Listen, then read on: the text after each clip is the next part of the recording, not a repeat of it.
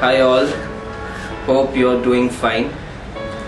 I'm KanuButani and I'm having around 10 years of experience in the Java and EAI technologies like eGate, JCAPS, MQ and MB. I've been mostly involved in the development and the designing teams in my project, thereby designing the functional specs and the detailed design document specs for my interfaces, and then working on the tough parts of the development of my interface.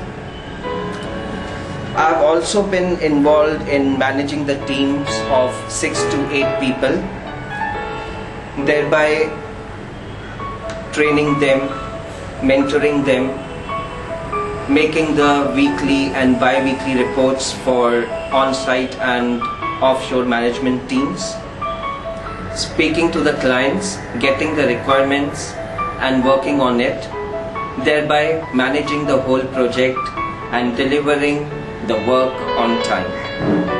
Thank you for hearing me. See you. Bye.